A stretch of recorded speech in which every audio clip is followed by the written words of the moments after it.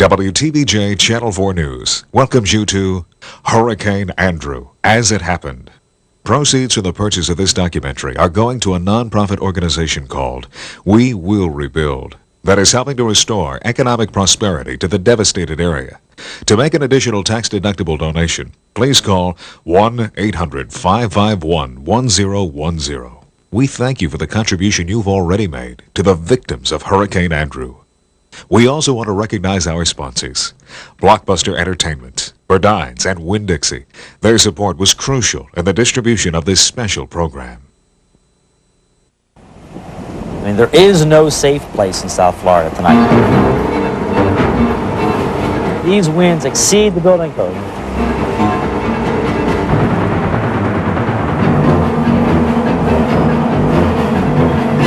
This is literally a painful experience. This sand is hitting us so hard that it feels like BBs hitting your skin. What we come out of our houses to tomorrow afternoon is going to be very frightening. You just had no idea. I had no idea that this kind of power was possible. It's just, you hear about it, but once you experience it. The wind was whistling a death wish to us, the sound of death. Everybody needs to be where they're going to be at midnight tonight. Midnight, Monday, August 24th, 1992. That was when we first began to feel the effects of the hurricane that would change our lives forever. I'm Brian Norcross. This is what's become known as the bunker here at WTVJ. This is where we spent the fiercest hours of the storm, hours that were terrifying for all of us here in South Florida. Midnight is also the time that many of you began to lose power, and with it your ability to watch our coverage on television. In the next 2 hours, we're going to relive Hurricane Andrew as it happened. And we're going to begin on Tuesday, August 18th. At that time, we were tracking what was then just a tropical storm.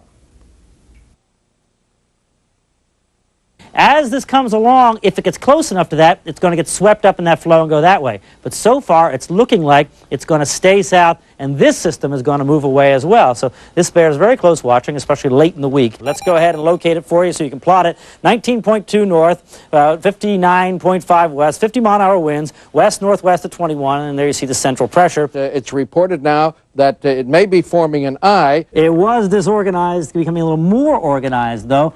And the question is it a threat to us? It's only a threat in the sense that it's not that far from us by the way these storms go. We are expecting the storm to start turning on a more westward track similar to this. If the storm continues on this path, and it is heading right down the pike of due west at this point, we expect that the storm is going to be in our neighborhood here by early in the day Monday. A hurricane watch is now in effect for South Florida.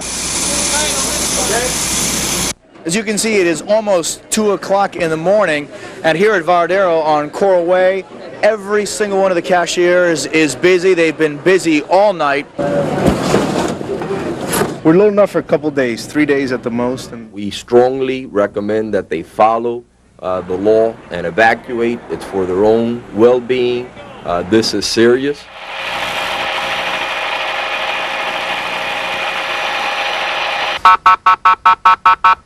Hey, you surfers, everybody out of the pool! And when he said 150 miles an hour, I said, it's time to leave. You're in an evacuation area. What are you doing? Staying. Why? Why? I got 2 little dogs. I would not take them no place, and I don't, they would die. They are pleading. They are asking any doctor, anybody with any medical personnel to go and help out in the shelters. Are you scared? Not really.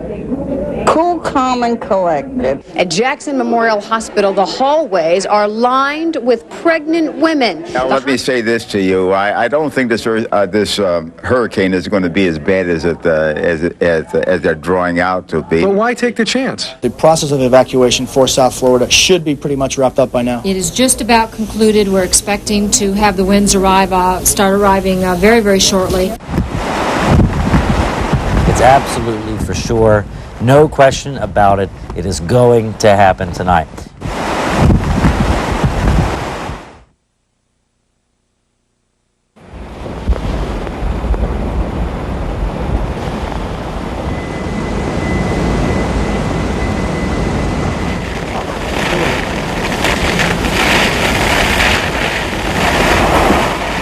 this hour. The center of the hurricane is located about 40 miles due east of Miami. And it is a big hurricane.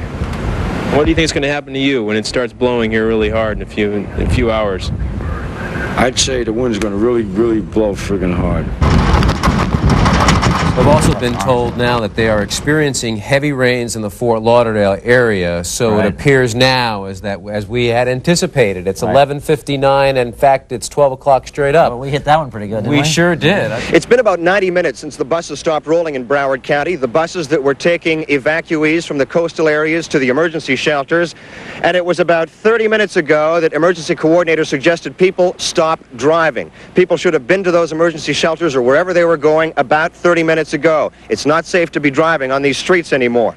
Standing on the beach strip in Fort Lauderdale, it's about 7 or 8 hours before we will feel the full strength of Hurricane Andrew, but already winds are 30, maybe gusting to 40 miles an hour. It is starting to rock and roll out here.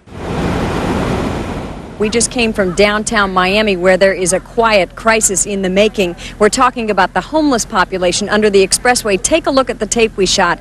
There are dozens and dozens of people still camped out in their little cardboard shanties. We have been told 4 county buses will go and pick these people up. The outer bands of the hurricane are now coming across South Florida. All police units have been ordered to return back to base. The ocean has begun to invade the land over here. We are standing right next to where the pavement begins at Highway A1A. Normally, the ocean breaks about 40 or 50 yards out there. As you can see, we're getting pelted by the rain. The winds have picked up. I'm having to support myself on this palm tree over here. We're just starting the long period of about 12 to 16 hours where we're going to experience the thrust of this hurricane. All right, do you have any... you want to pin down where this eye is going to come ashore? Well, it looks more and more like maybe even South Dade County. The center will be very close into the Cutler Ridge area, for instance, maybe the Homestead area, but coming right across to South Dade County here. And Brian, I don't know if I can hear the wind. You can hear it. Let's listen to it for a second, because it's definitely an ominous sound. And that's just the beginning.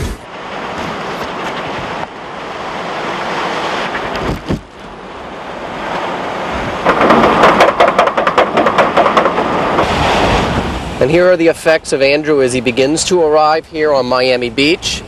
You can see the palms blowing, and then over here you can see the sand. It's almost like a blizzard, a snowstorm of sand. And here you can see the wind is really picking up. In fact, the car is rocking back and forth, and I'm sure that's evident in the picture. Here's a bicycle tied to that sign that's just flapping back and forth. And as we look down Ocean Drive, we have spotted what may be some of the first real damage, a window that's been knocked out in all likelihood by a piece of construction debris or something that's been picked up by the wind and then thrown right through that window. And on top of this 8-story building, there's a flag on a mast that is, well, it's hanging on there. I'm not exactly sure how. We'll see whether that's the white flag of surrender. Everybody has basically left the beach, the white flag blowing.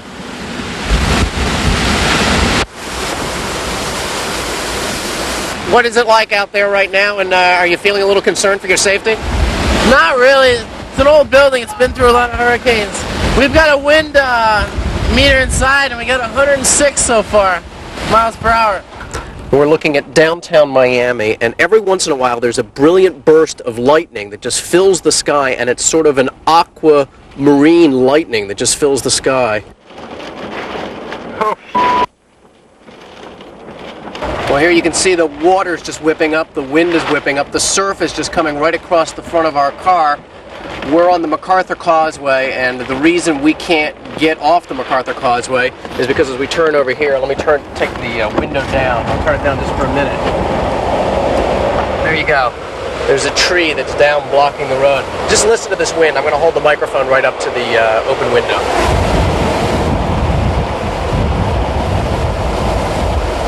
We're asking everybody to get into a position where they can be safe, not be moving about for the next couple of hours, because we're about 15 minutes away from supposedly the worst part of the storm. So we're asking everybody to kind of get a safe spot and hang loose. 22,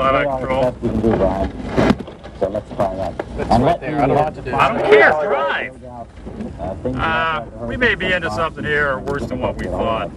Just keep an eye on us, will you? I see you, man. Let us know what the deal is. This is a strange position to find myself in, but I'm laying on the floor of the car. My head's right up here on the seat. This is the reason I'm sort of sideways. We're underneath Metro Rail. The winds are gusting outside our car up to 165 miles per hour.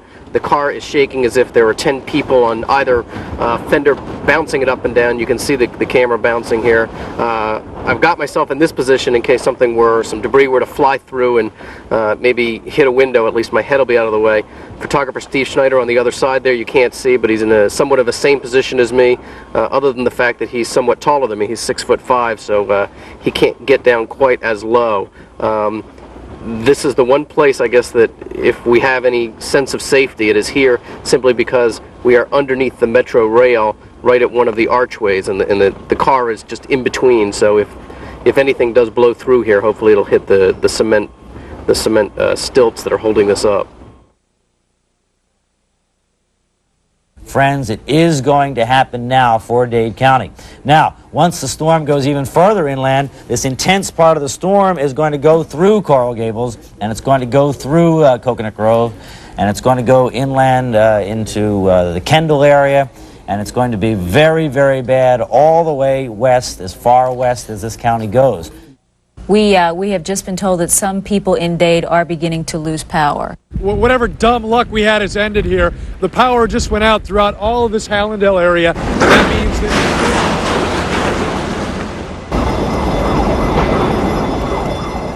when you see us move and you're watching us, we want you to move to your safe spot.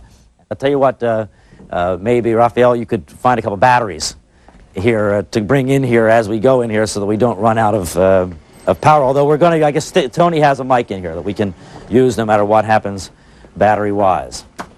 Here we are, Brian. We're all set. We're all set. I'll tell you what, this is the safest spot, without a doubt, here at the station. The absolutely most intense part of the storm right now is coming ashore at South Miami, Cocoa Plum area, the Gables Estates, Gables by the Sea, all that kind of area, just south of the University of Miami. Do not think that you are in any way safe if you have not hunkered down and got that mattress over you, friends. This is the time to do it. Get to that interior closet, get a mattress over your head, get your family in there, and just wait this thing out. In Kendall? Storm shutters have blown off, trees are down. Fences down. Fences down. The eye is just coming ashore there in Cutler Ridge. We have no Miami radar, so we can forget the Miami radar. It fell off the building. All we can tell people is hang on.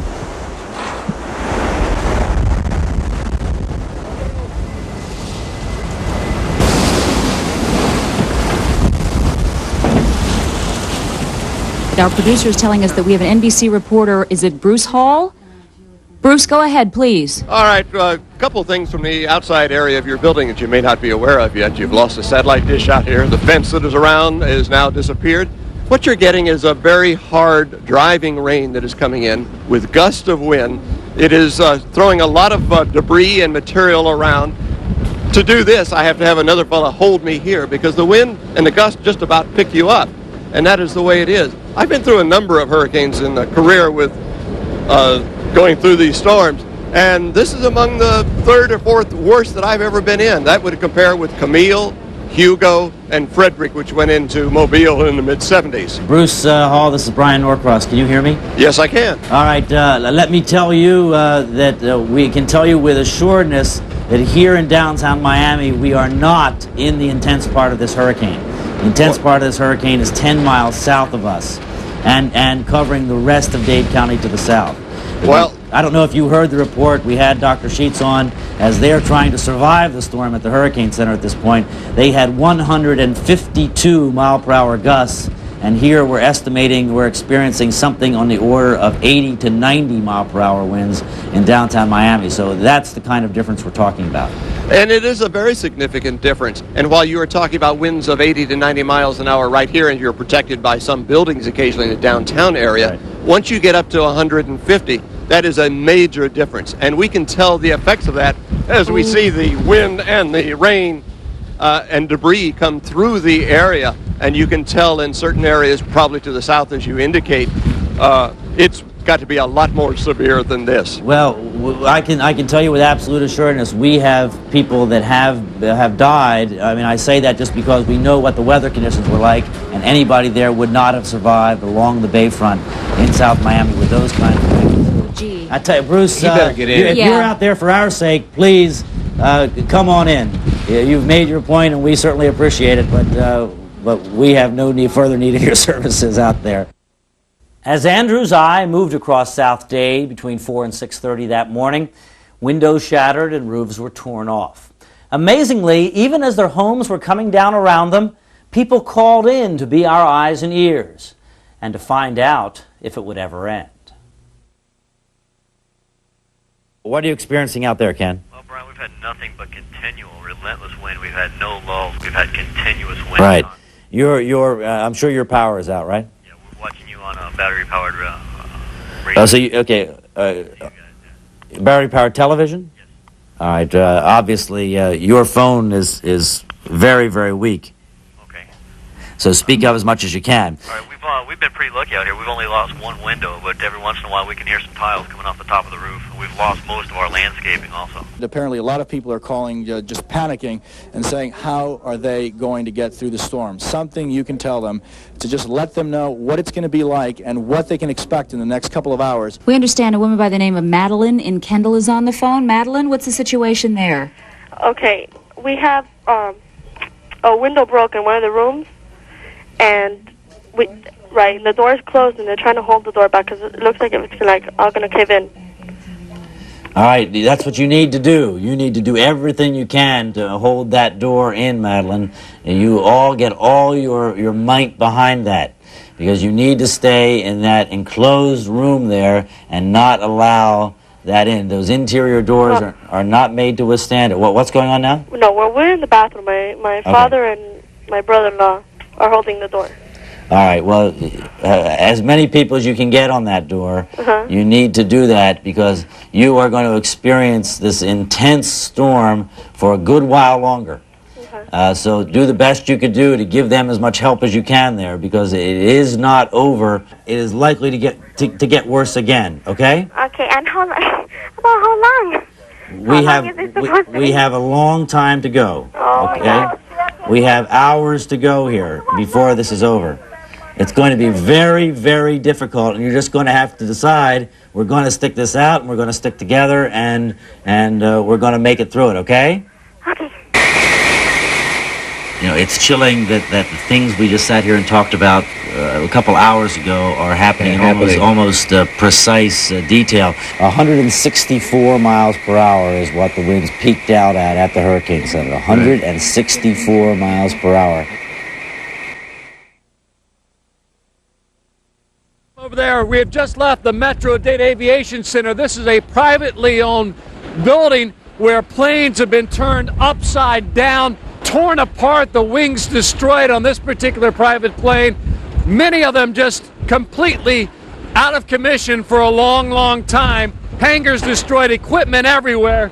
This is total devastation here at Tamiami Airport.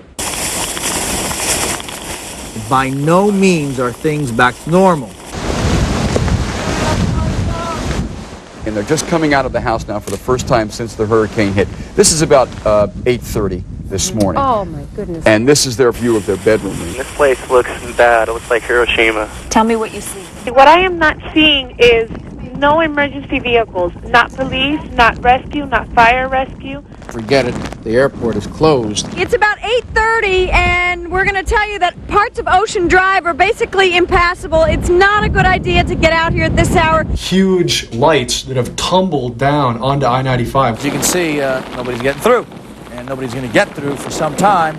canceled all elective surgery for tomorrow. There is now a boil water order. There are cables lying all around the streets in South Florida, and you don't know if they're hot. They're telling us at the station that you should not be going in your car to go check on people. The storm is not over, the roads are not cleared, and it's really not safe. We have an update. Unfortunately, I'm sad to report that the death toll from Hurricane Andrew is now up to 8. 60% of Broward customers of FP&L have been left without power. That's 425,000 customers in Broward. In Dade, the number escalates. It is 600,000 customers. 72% of the entire Dade area has been left without power. As of 10:55, police have announced that all of unincorporated Dade County, south of Kendall Drive, is declared a restricted area. You're going to see, before the day is out, some more pictures, even worse than that. We're going to take you into a young child's room. This boy was sleeping in his room, and at around 4 o'clock, they heard a big gush of wind, so they decided that they would get everybody and move them into the hallway closet. Then, just seconds later, the roof here collapsed. The ceiling collapsed, and this here is where the boy was sleeping. So they got him out of here just seconds before. Seconds. Yes, just seconds. And I dare say that this story is likely repeated in many households across South Florida. Let's get right now. The Country Walk, 137th and 152nd Street. There is not a roof to be found on probably every house in this neighborhood. Many of these people woke up early this morning to glass breaking, the roofs caving down on top of them during this hurricane that hit its full force, seemingly right there in that area. This must have been really scary. Well, I'm a nurse, and I've been through some... Right next door. There you see some of the roofs that have caved in, and this is just some of the people that we talked to. The kids were saying, "Mommy, what happened? Why is God doing this to us?" And my husband was holding the roof. My father-in-law was holding the roof. Everything fell off. This is terrible. I wish I'd never go through this again. Next time I'm going to a shelter. I don't care. We have some pictures that are just back from Perrine where the National Guardsmen arrived at a house. Inside that house was one of the victims of Hurricane Andrew, killed when the roof caved in. We need to get to Cutler Ridge now. We can go to US 1, but it'll be too crowded, sir. We'll never make it. We'll go to the next lane, make the left. We'll be there. Air Rescue had also arrived on the scene, but it was too late from what we understand. Meanwhile, not far in the same neighborhood of Perrine, 2 school buses apparently blown hundreds of feet by the strong winds and nearly crashed through a home, from what we're told. Instead, the bus landed upside just a few feet away. It was parked up on the church ground over there, and the wind picked it up and brought it over here in the yard.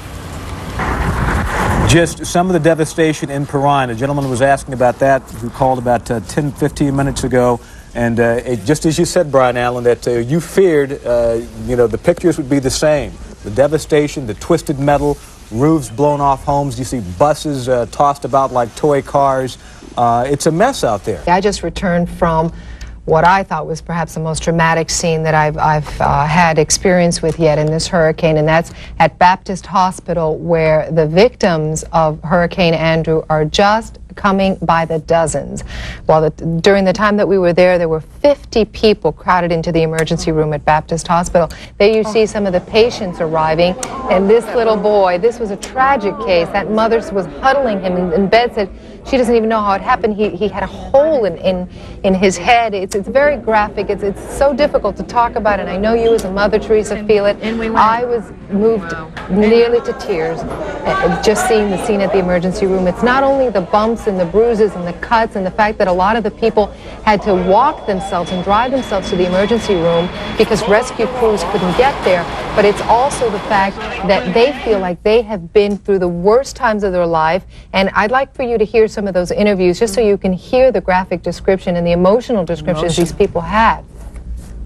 In our neighborhood, it really just went right down the street, took off roofs, blew out windows, overturned trees.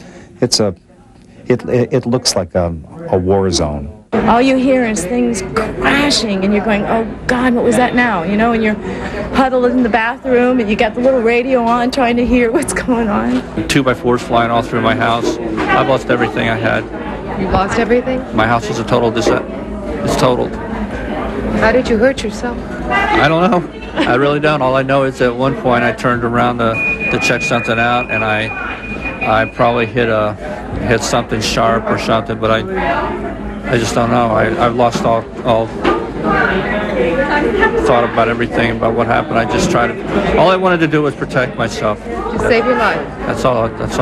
There were many residences like that where the roofs had simply been blown apart by this hurricane. Also, in the same neighborhood, we talked to a young couple and their daughter about what the experience early this morning was like. It was absolutely terrifying, especially when we heard like the shingles coming, the tiles coming off the roof, and you know, so tempting to look outside and see, but of course we didn't. We had everything pretty well battened down. Where did you sleep? In the closet, and the fence flew down. Yeah. Tell me what you were thinking last night. That our house was gonna break. Your house kind of did break. Yeah, kinda. But what was it like sleeping in the closet? What we do? We went what? Camping. Camping. Did you go camping? That's good. Camping in the closet. And when you were scared, what did we do? Hold hands. We sat in the closet and held hands. Well, they held hands and they went camping in the closet. I guess that's probably for a 4-year-old the best perspective for what a hurricane's like. Fortunately, she and her family did just fine, as did most of the folks in this neighborhood. A lot of damage, but very few injuries and no deaths in this neighborhood that we know of. Once we can get Sky 4 up in the air to really start to focus in, you're really going to be surprised by how much damage there really was.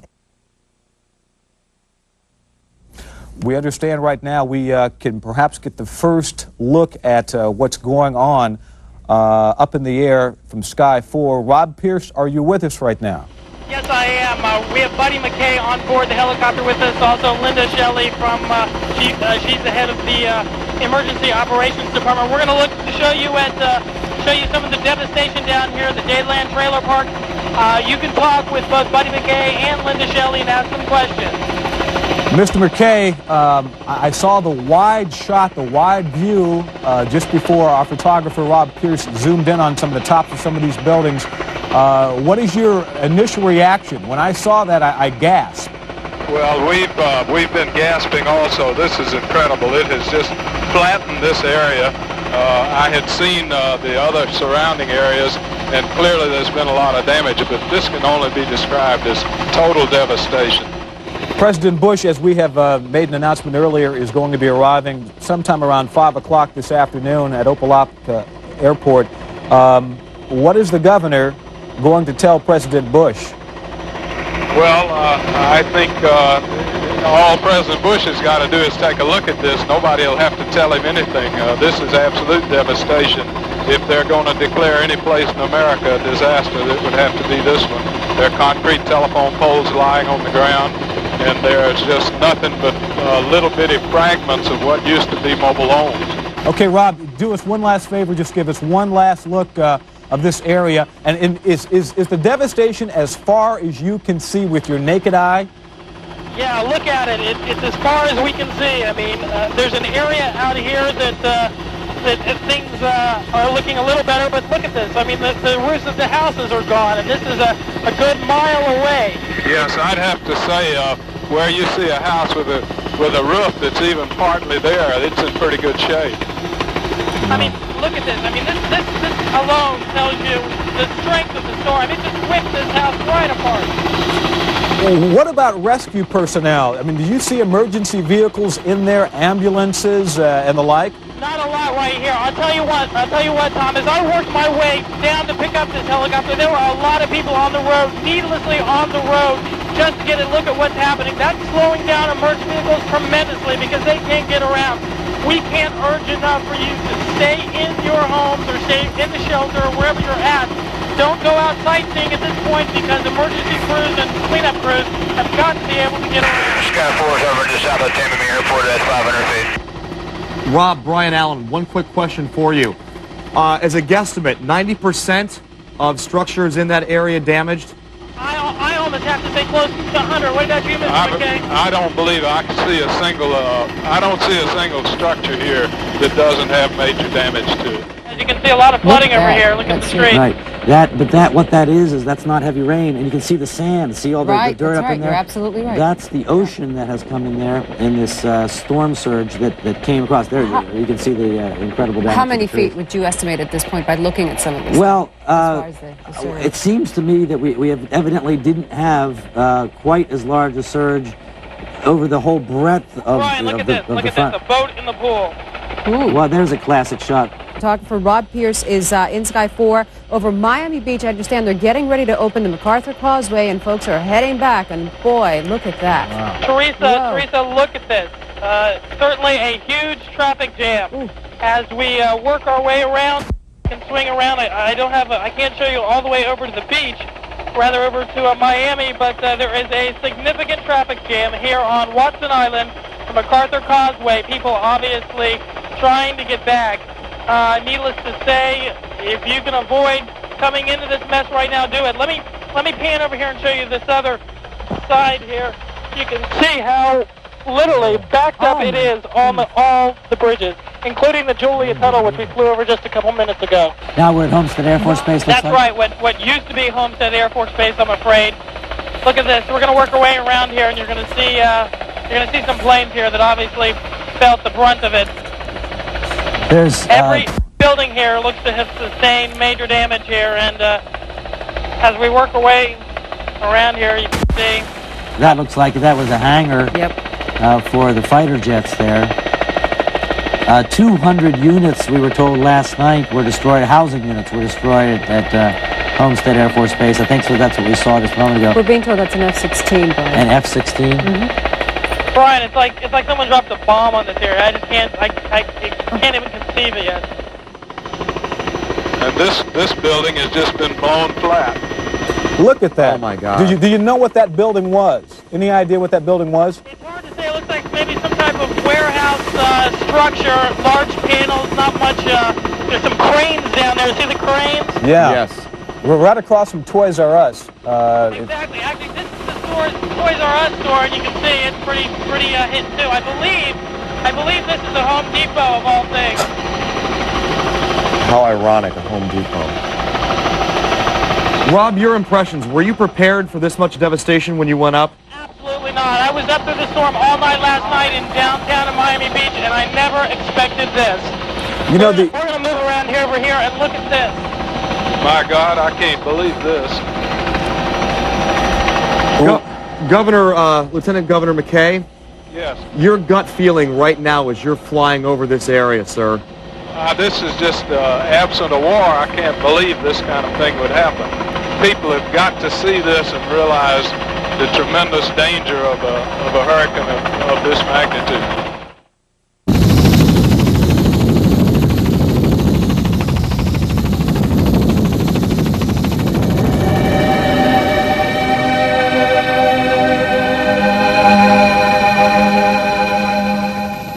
Very emotional. We were in an open helicopter, so it was very clear to see. I did not see any home, not one home south of Kendall Drive that didn't have damage to it, extensive damage. There were numerous homes that were down to the ground. Most of the homes had roofs were gone. It's just almost unbelievable. I've never seen a nuclear attack before, but that's what I would envision happening.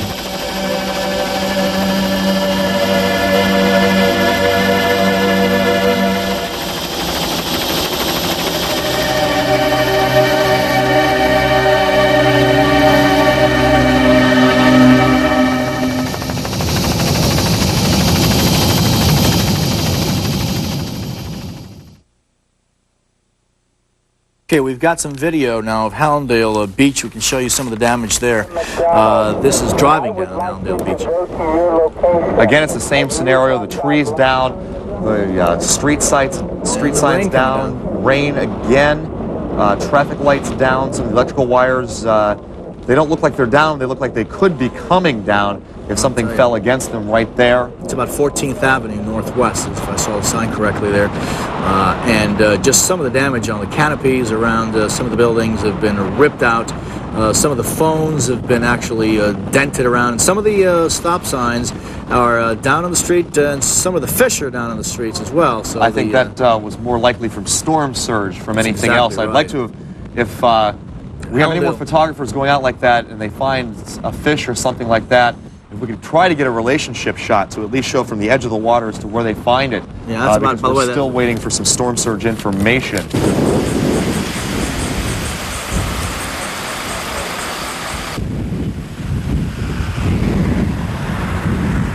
how was it? It was rough, man. The light of day was a mixed blessing. Sure, trees all over the county were twisted and toppled. Traffic lights crashed to the ground at dozens of intersections. A1A was flooded with water, sand, or construction debris. It's all ugly. But Broward residents only need to look south. The devastation in Dade County reminds them Broward dodged Andrew's bullet.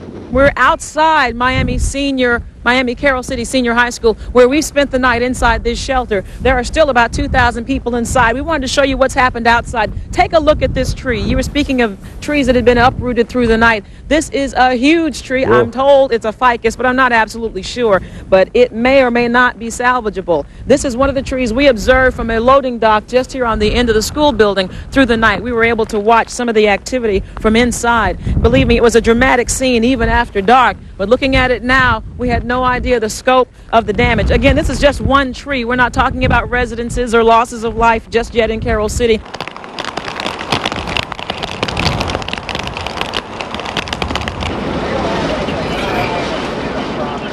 Surprisingly, damage in North Dade was limited to downed power lines and uprooted trees. Residents there say Andrew made an impression on them, too. I looked through the window, but I didn't come out at night. Because I thought I had like a lot of damage on the fence, but it was just like busted open. So I can kind of repair this myself. I got a lot of down power lines right here. Watch those. Then the tree. I had just gotten out of the in bedroom and moved to an inner bedroom. And then I heard the boom. In some places, Andrew's wrath was more apparent than in others. Here at a strip mall at Southwest 184th Street, the hurricane tore the roof off the building, leaving thousands of dollars worth of merchandise exposed to the elements and to looters. Even though the hurricane wiped out plenty of real estate in Southwest Dade, we found one woman who lost her home but was still able to put it all in perspective. What are you going to do, you know? I mean, it's like everything. I lived there all my life. I was born there. I mean, it's like pictures came off the wall, portraits, family pictures. Everything is just, you know, nothing. All the couch is in the pool. For the record, Smallwood admits she has homeowner's insurance, but she's especially pleased to have survived the big one with her family, if not her home, intact. You don't have no clothes over here? We're trying to see what we can get now. Many people who live at the Quail Roost Mobile Home Park in Southwest Dade returned today to see what they could salvage. People like Nayurka Fernandez. I just wanted to know what's going to happen to the people that don't have anything, that now they're like practically on the streets. Even though a lot of people have been left wondering that, in the wake of Hurricane Andrew, there is no easy answer. We got each other. We got our lives. We got the Lord. You know, there's people that lost their lives during this. This house is on 197th Avenue, just west of Chrome Avenue. Let me tell you what happened here this morning. When the storm hit at about 5 o'clock, there were a dozen people huddled in that home. The home started to come apart. So for some reason, the people thought they'd be safer if they all ran to a utility trailer. All 12 people huddled in that utility trailer till the winds of Hurricane Andrew picked it up and turned it end over end. As a result of that, 6 people were injured, all kids aged 8 to 16, and 2 men were killed. Besides the toll in human lives, this storm also took its toll on pets and livestock.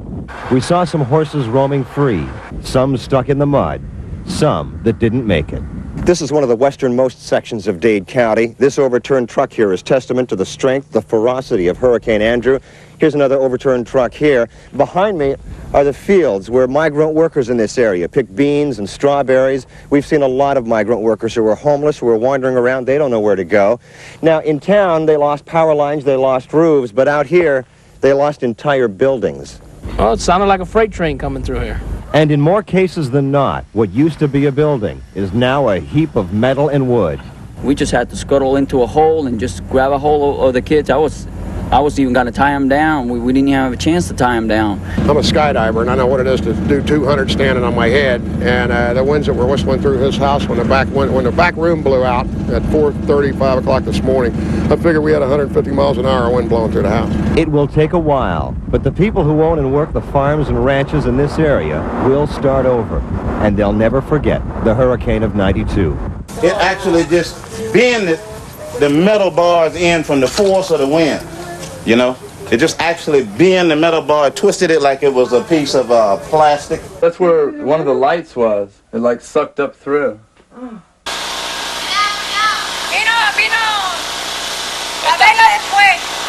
Está bien.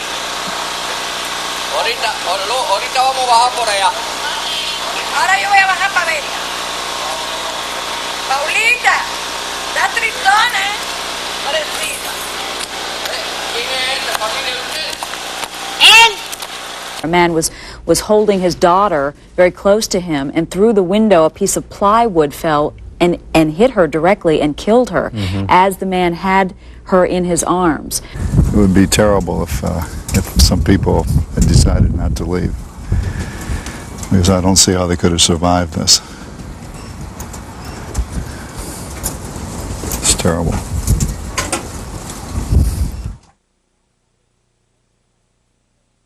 As long as I live, this is the worst thing I've been in. You know, it hurts. You work for a good house and everything. And one day, you don't have nothing.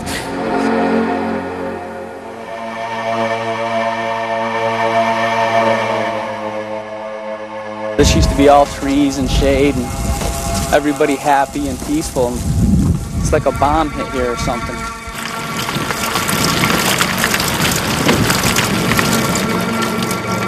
I don't understand how all these people are alive. You know, it just doesn't make any sense that these people didn't get killed.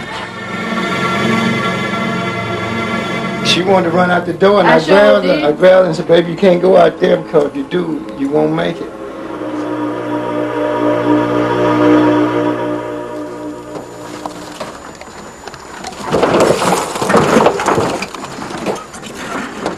My wildest nightmares, I'd never imagined something like this happening.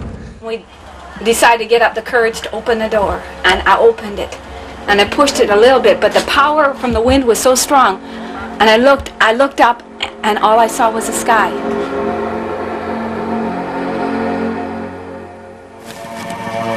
Pictures of the family. That's my niece and my great niece.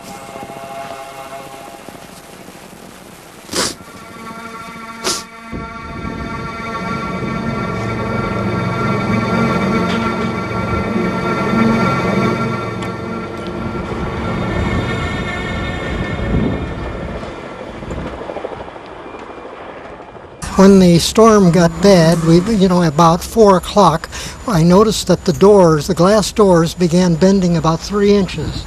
So I went to the adjoining bathroom, which connects these two bedrooms, and opened the door and got in there. Then the wind evidently broke the door. Of course, other glasses were breaking. And I leaned against the door to try to hold the door shut during this tremendous wind. Then I noticed water coming under the door, so I leaned over and took a taste of the water, realized it was the ocean coming in, and I said, hollered to April, we better evacuate this room. So I opened the adjoining door between our bedrooms. By this time, in that short time, the water rose to about 2.5 feet, and she was on the dresser. I was on my dresser.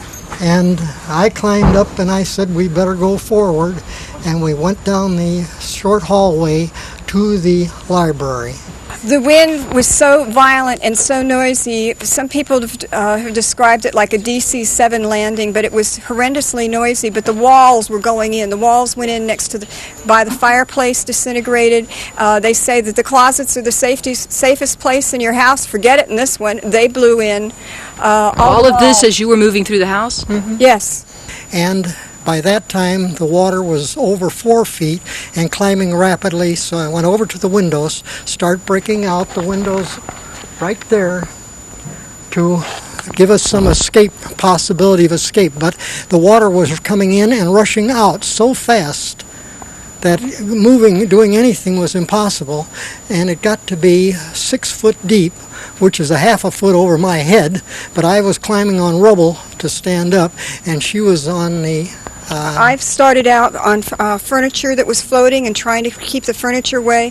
Elliot had grabbed a life ring that he had in his bathroom for his sailboat, and I had taken a vest off of my dinghy and decided during the storm I'd better get dressed, and I better put the vest on. So the vest held me up, and so I didn't want to leave him right away, needless to say. And one of the things that's very strange is you watch all your furniture going past the window.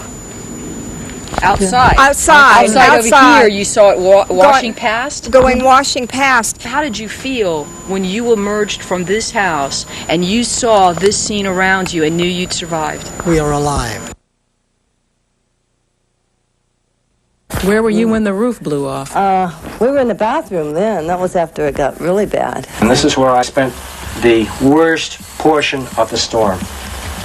And my contact was the radio, and I listened to Brian Norcross, and the information that he gave me was so important. It's very, very important to have that voice to tell us, to guide us through. It's a very frightening experience, but to be able to know that what's coming, to know, is so important. And that's what brought me through. It was like I was not alone. I had a voice in the wilderness. And when you said you guys were leaving the studio, we moved right along with you out of our bedrooms into the hallway. And the most frightening experience of my entire life. I mean, we were praying out loud that we would be alive the next morning. We were hunkered down in the kitchen area back here, trying to wait for the storm to go by, and the front part of it came by and off went the roof. So we whisked out of there and went to the back bedroom, and unfortunately the roof stayed on back there. We went with the mattress overhead and a chest of drawers against the door and held it that way, and that's the way we set the storm out. And we were under debris for 6 hours. So you were actually buried in your house? We were buried under the litter. We could hear a house just being totally destroyed, everything in it flying around, winds going, and I was like, God, just please don't let us die in here, you know? And you didn't? No, we didn't. We made it. Thank God we made it.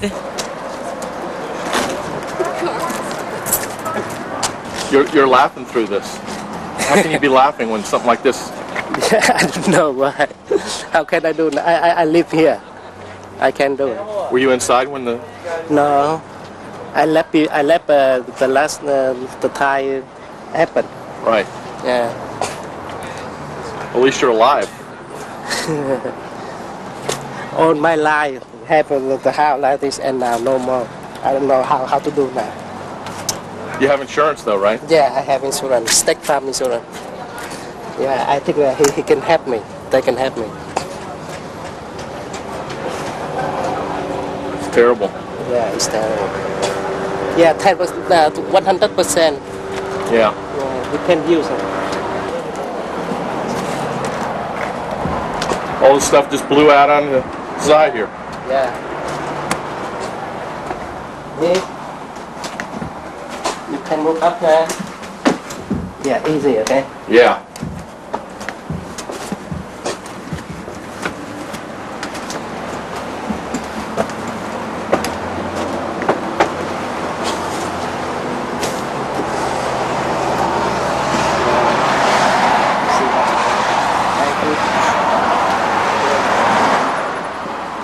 Put everything into this.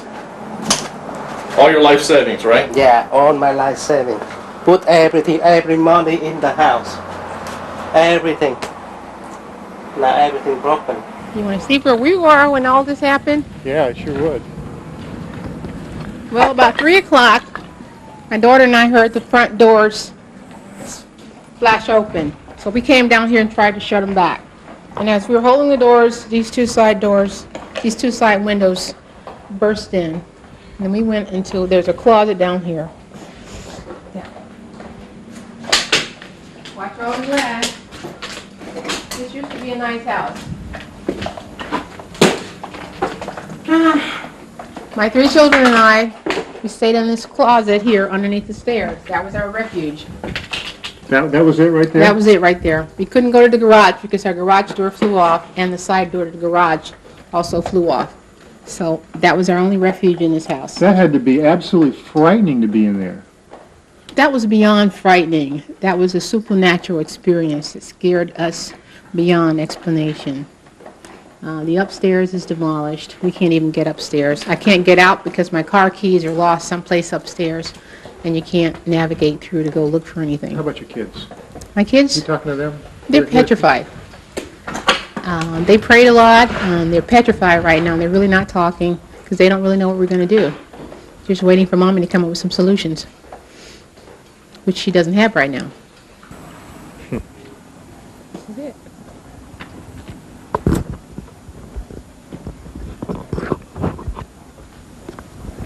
Not exactly the American dream, is it? Well, it's the American dream destroyed, which is even more of a letdown, to have the dream and then to lose it. Be better not to have had it already.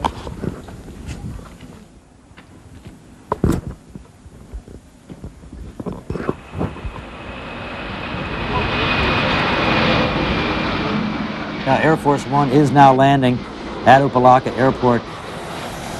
President Bush took time out from his re-election campaign in Connecticut to fly to South Florida to personally see the damage caused by Hurricane Andrew. The president arrived aboard Air Force One at Opa-locka Airport and climbed to a Jeep Cherokee at the airport. They just arrived here at the Cutler Ridge Mall. He's in. He should be getting out of the his car right now, coming up shortly here. You can see the motorcade just pulled in. Obviously, he wants to tour this area and get a look at what's going on. He was accompanied by U.S. Senator Connie Mack and the chief of the Federal Emergency Housing Administration. Among the devastated areas, Bush stopped at Cutler Ridge, where he promised federal help. People of Florida who've been hit awful hard, you are going to make it, and all of us want to help. Now that you've very moving experience. Damaged or destroyed businesses, and we've seen tons of those on the way down, are eligible for loans from the SBA, the Small Business Administration, and flood assurance may be available. And I am ready, if necessary, to move in units of the U.S. Armed Forces to provide any emergency services. The governor has the National Guard out. He's expressed full confidence in that. As that day turned into night, many South Floridians faced the darkness exhausted and full of uncertainty. No food, no water, and no place to go. For others, shock had turned to fear. Fear that the few possessions that Andrew had spared would be stolen by looters.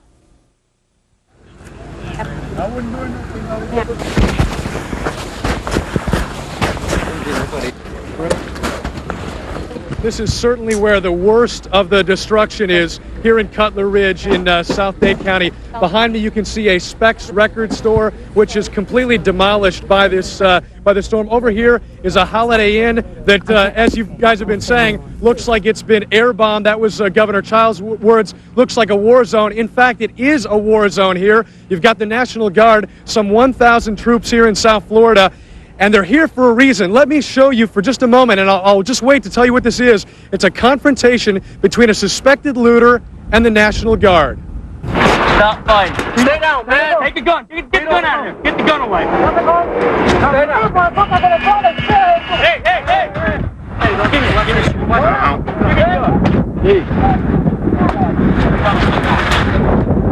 What you're seeing here in South Florida, this particular stretch of Cutler Ridge, is people looting stores left and right, taking every advantage they can of this horrible destruction. It's chaos. It's complete devastation. It's people in distress, looters. They assault our vehicles. They assault the police vehicles. They call us out to assist. Some families are in desperate need, but then we get there, we interrupt the scene, and it's just mass chaos. It's devastating. Come here. What are you doing? Hey, is everybody over there? Yeah? Everybody's looting, man. Why are you looting? Hey, I don't know. Why are you having your son loot with you? Not my son. Well, why would you have this little boy? I ain't tell that boy to do nothing. He did it himself. You think this is what you ought to do in a situation like this when hundreds of thousands of people might be, you know, their homes are devastated and you're looting? What? You want me to take it back? Yeah, I do. Okay. I'll take it back.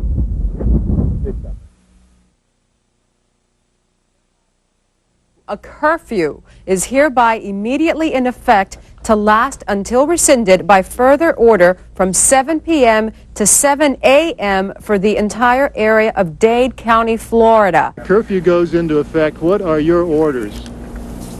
Everybody out is supposed to be arrested after 7. We are at South Miami Senior High School, which is fast becoming the shelter of record for those people who have been transported up from Kendall and the South Dade area. There's a little bit confusion about how many of these people are actually going to make it in, but at this point, let me walk over here and talk to this woman.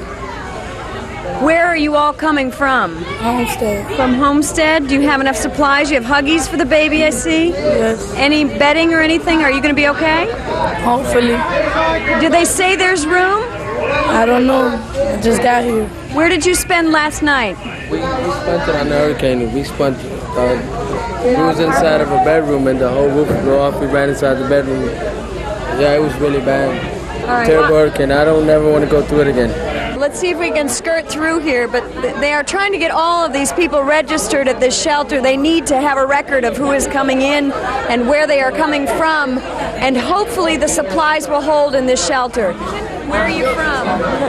Homestead. From Homestead? Are you okay? ¿Todo está bien? No. La casa? No casa. No home? No home. No home. My daughter. What happened to the house? It collapsed. The whole roof came down, everything came out. Were you guys inside at the time? No, we were at the shelter at the time. Okay, and then they moved you into this shelter tonight? No, we were here since yesterday already. Okay. You have enough supplies and bedding and all that? Yeah, pretty much. We got everything. Hang in there. The last of the buses has arrived at South Miami Senior High. We are told this place can accommodate 2,000 people, but I just spoke to the principal of the high school, and she says they don't have the supplies to accommodate that many people, and I'm still watching them come through the door. I think a lot of people are just going to kind of have to camp and call it a night here because there just simply is not enough some of the supplies to go around. So that's the situation from here. The sun sets on this day. I'm sure it's a day that not many people are going to forget that went through it.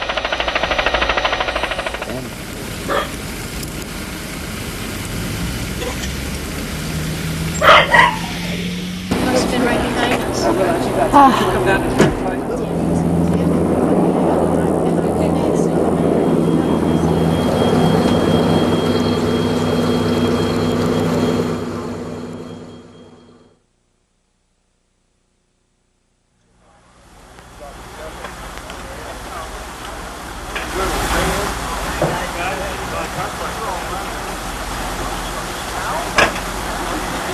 Good morning, everyone, and welcome back to Channel 4 News. The day after Hurricane Andrew strikes. They did some search and rescue last night. I understand that went to a nursing home and they recovered some folks there and made sure that recovered them alive. Well, we understand there were a couple of fatalities there. Well, you don't know. It's hard to know here because there is no lines of communication. So how do you check on somebody in areas out here that we can't get into yet because of the flooding? The trees are down, the lines are down.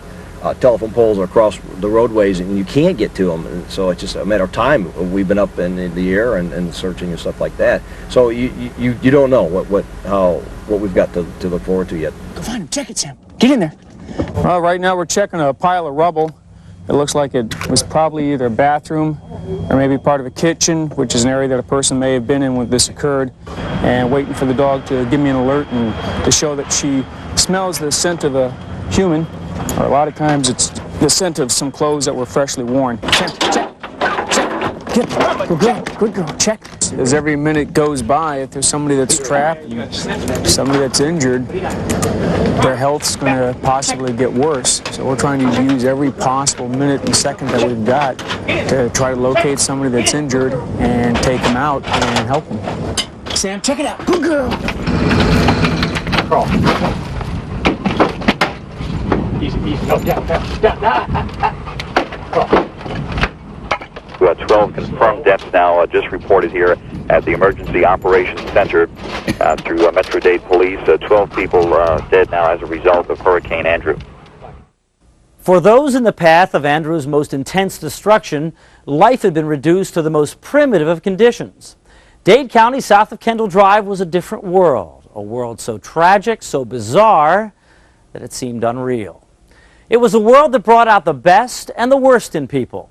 It was a world that hovered on the edge of anarchy, and where heroes walked every street.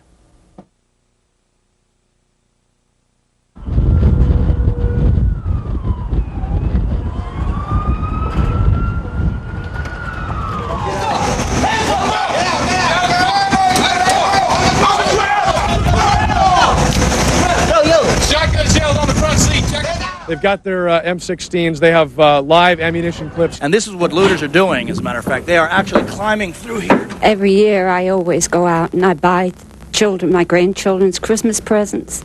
And I had them stored in the hall closet, and they stole everything. Looters who came in after the storm. And after the storm. As of this time, they're going to jail. We've kind of been lenient. Now we're starting to get serious.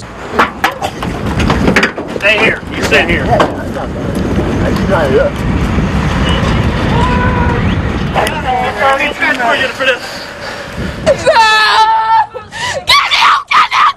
Why are you looting? None of your business. I don't feel sorry for you because I don't have food at my house either. I don't have water. I don't have a roof. I don't even have a car. All looters will be shot on sightings. And that's a real gun in your hand? Yeah. It's a real shotgun? This is real bullets. We're with Channel 4. Okay. We wouldn't be sneaking in with a camera that size, trust me. You don't sneak in on anybody with a camera I'm okay, that size. honey. What's your name, sir? You live here, obviously. Obviously. Yeah, I don't blame you for wanting to keep an eye out. Have you noticed any looters? Has it been yes, like that? yes. Really? We already chased a couple out in the back there. Wow. And some try to enter the front, and We've got a couple of people stationed all through the park. So when you hear people talk about this being like a war zone, it truly does look like a war zone in more ways than one. It's not just the physical destruction, it's what the people here are going through as well. These people are totally shell-shocked. Let's take a look at what we saw earlier today. We're in an area of Homestead called the Redlands. This used to be an avocado grove. As you can see, the destruction here is total. The trees are all gone. The houses are barely livable shells of what they once were. And to make matters worse, Hurricane Andrew seems to have blown away the glue that holds civilization together. Homestead has become something like the Wild West. Everybody has packed a weapon around here. It's for extra safety. There's a lot of looters driving by. And scavengers? Scavengers. Yeah. People that haven't even lost their houses. They're coming by from as far north as Broward, and it seems like they just want to steal for some reason. So that's why you have a gun here? Yeah, I'm scared. I'm scared. I don't want to shoot anybody, but if we're going to defend ourselves. So you feel like this is the wild frontier? It's back in the 1800s. I feel like this is the planet of the apes. So you walk around with this all the time? Oh, I have. You show it to us? We had a friend of ours out here a couple miles north of us tell us they were robbed at gunpoint. They took all their supplies, gas, generator. What's happened to law and order out here? I don't know. I'm scared. I really am. I'm used to having a big fence around my yard with my dogs. My dogs are sleeping in the house with us. It's real scary. This is the most terrorizing thing I've ever been through in my life as far as the hurricane itself, and then to worry about people coming into your property and having to fend for your life and your things. It's not right, and I don't understand where people think that they can come in and have no respect for other people's property or rights. These people are desperately trying to maintain a grip on the past, because the past means a normal, civilized life. The present means only destruction and fear. And we prayed, and we said, dear God, help us. Give us life, no more. Just give us life. Let us live, and let us be alive after this. In 1989, I left St. Croix, where I was born, the day before Hugo. And 3 years later, Andrew almost killed me. Yeah, I sleep with the gun right there. Flak jacket, some extra clips inside. And this is just for protection? You're that scared? Yeah, I'm scared. I got a banana clip in here. What would you say to people who would say, oh, he's paranoid? I would say come down and live in Homestead right now. This is a 30 rounds. I got another one in here. I would say come down and spend some time in Homestead, and pretty soon they'll be packing guns too. I keep thinking I'm going to wake up from this dream, and I'm not waking up. I haven't slept since the storm. It's horrible. The wind was whistling a death wish to us, the sound of death, like the Grim Reaper was right at the front door. I don't feel like living here anymore. I mean that, George. I wouldn't buy a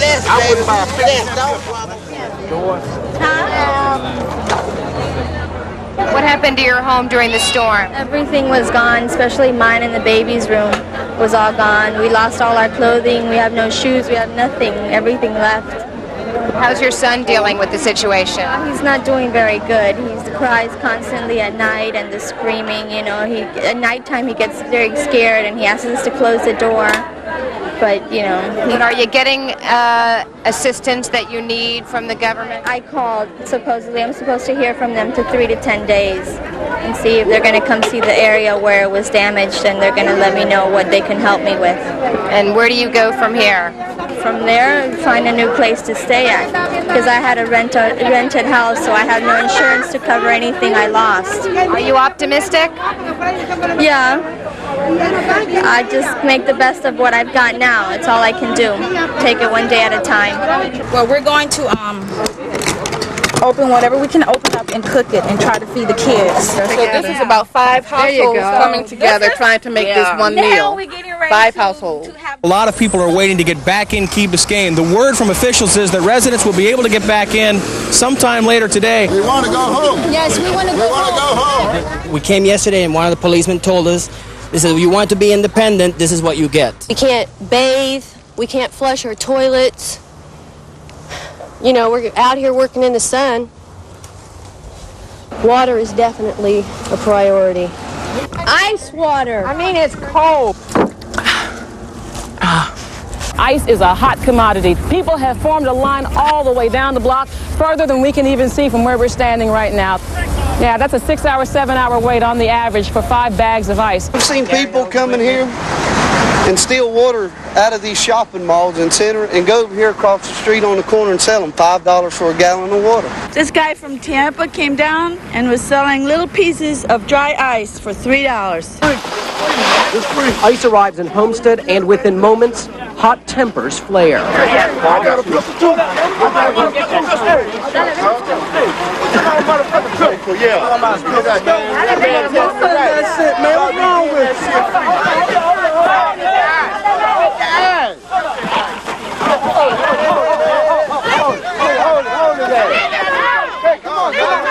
When these vehicles do arrive in your area, please don't mob them. Please act in an orderly fashion, or else they won't let us bring you anything else. Hey, hold on. Hey, I don't know how they want to do this yet. I don't know. Brothers and sisters, please, can't get no water. Please hear my earnest plea. We are in a mess that we didn't create. And you are in a situation where you are facing the possibility of drowning. Don't open your mouth and close your eyes. Do the opposite. Close your mouth, open your eyes, and keep kicking. We must not, in our anguish, turn on each other.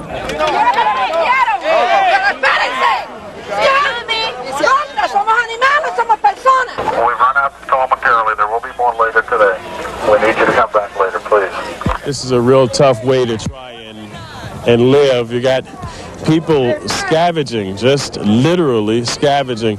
I'm sure they're happy to have all of this stuff, but you know, here in the midst of all of this, you've got kids scavenging for toys. But still, there's a lot of need and there's a lot of frustration. And as we've heard, if it wasn't for the National Guard and police, people would be getting shot. It's just that tense out here. There's already been gunfire.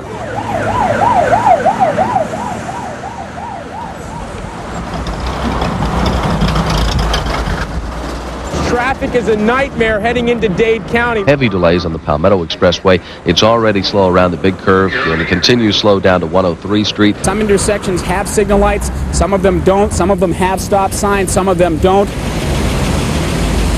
These are folks who want to head to the Keys, and we're estimating, and I'm going to be kind here and say that this is a 7-mile backup. It probably is longer. The county manager last night asked all non-essential county employees, the ones who have not been assigned emergency duty, to report to our traffic control center. We're giving them brief training and assigning them to direct traffic physically at those locations where traffic signals are not working. Get out of the intersection. Are you having any problem with the people obeying you? Most of them, once they understand, well, we got our signals clear, they understand what we're doing, they're doing it. Wait. Let these two by. Make sure you do your gas mix right, because if you don't mix it right, it'll burn up. That's the reason all the people are doing themselves.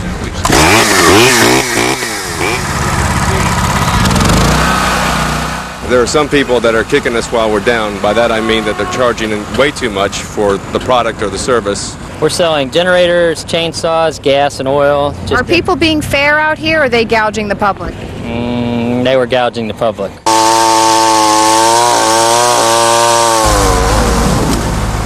We're at Kendall South Boulevard and Southwest 103rd Avenue. I believe this is 103rd Avenue. Take a look at the devastation over here. You can see all the trees are gone. And Kelly Craig said something earlier that was very apt, and that is you never really perhaps realize how beautiful trees are until you end up in a situation like this where they are all toppled and the beauty of the neighborhood is ruined. No, we can't save this. All of this has to be removed. These trees will never grow again. We've been taking this down for 3 days now. It was the biggest tree in South Miami over our house. It destroyed the roof. We're on Old Cutler Road now, where the canopied trees used to provide complete cover. You could barely see the sky, and you can see there's not much left of that canopy. Some people we've spoken to suggest it could take 10, 15 years for these trees to grow back the way they once were. These trees were in this grove for 15 years. It was a producing grove, good grove, made good quality fruit, and made a lot of jobs for people. When the trees blew out of the ground, they broke the irrigation system up and took everything out here. This grove is 100% lost now. It's a piece of bare land, and that's it. There's nothing else left. Tell me what this means, pal, for, I presume, there's fruit that can be had elsewhere, not maybe of the same quality as you grow here in South Florida. But what about the jobs? You've got packers, you've got laborers, you've got people like yourself who run the packing houses. How serious is this? The lime industry sustained a loss of over 4,000 acres. In the night of the hurricane. 4,000 acres is about 7 square miles. If you wanted to put that in terms of wages for people, there was a $10 million harvesting payroll lost that night that will not be here this year. And if you replant the trees this year, that $10 million payroll for harvesting won't be here. It will start earliest 4 years from now. We supplied 40% of the U.S. market in limes. We're out. The windfall goes to Mexico. And the consumers are out too, right? Well, the prices today are 3 times what they were 2 weeks ago. Tell me about your plant, because we looked at your packing house, and that sustained a lot of damage as well. It's like most of what I see in the residences in the area that I drive around here. If it was concrete block structure, it's still there. If it was steel or in some cases wood, it peeled away. We think what we have looks worse than it really is, and we're going to be in decent shape. We're a lot luckier than others. Bottom line, for the lime groves, for the avocado growers, for the agriculture industry in South Dade County, it's in pretty bad shape as a result of this storm? There are 3 parts of the agricultural industry. We've got nurseries, we've got fruit trees, and we've got vegetables. Except for a few tropical vegetables, nobody had any vegetables in the ground. That's a wintertime crop. They'll start planting next month. Nurseries are absolutely devastated. Groves have been hammered down for avocados, no real crop for 2 years. Mangoes, no real crop for 2 years. 2/3 of the lime industry, if you replant it, you start harvesting again in 4 years. So I don't know what's going to happen with the grove industry. The jury's not in yet. We'll wait and see.